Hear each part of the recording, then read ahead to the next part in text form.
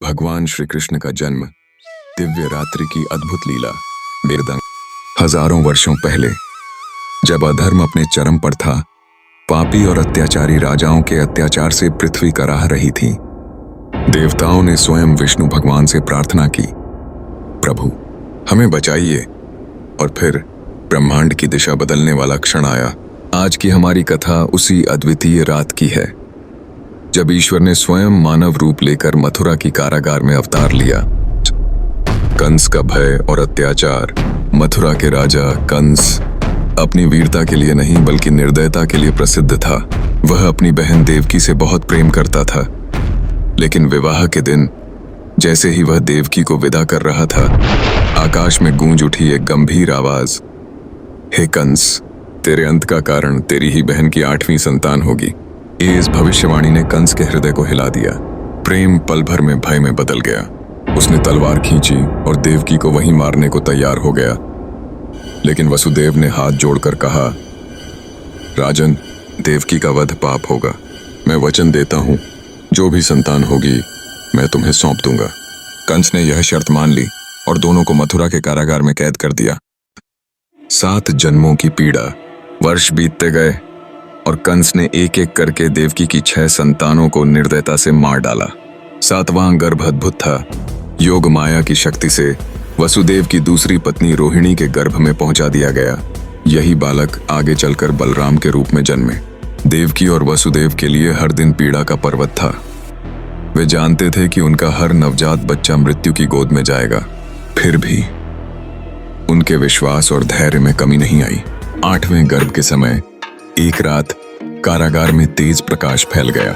स्वयं भगवान विष्णु ने 4 भुजाओं के रूप में प्रकट होकर कहा, वसुदेव, देवकी, तुमने कई जन्मों में मेरी तपस्या की है। आज मैं तुम्हारे पुत्र के रूप में आ रहा हूं। मेरा यह अवतार धर्म की स्थापना और अधर्म के विनाश के लिए है। देवकी की आंखों से आंसू बह निकले, भय के नहीं, आनंद के। भगवान के जाने के बाद उनका दिव्य तेज देवकी के गर्भ में समा गया। अष्टमी की रात, भाद्रपद माह, कृष्ण पक्ष की अष्टमी। रात गहराती जा रही थी। मथुरा पर काले बादल छा गए थे। बिजली आसमान को चीर रही थी और मूसलाधार वर्षा हो रही थी। कारागार में प्रहरी जाग रहे थे, लेकिन जैसे जैसे आधी रात निकट आई, एक अद्भुत घटना घटी। सभी प्रहरी गहरी नींद में डूब गए। वसुदेव और देवकी के पैरों से बेड़ियां टूटकर गिर गईं।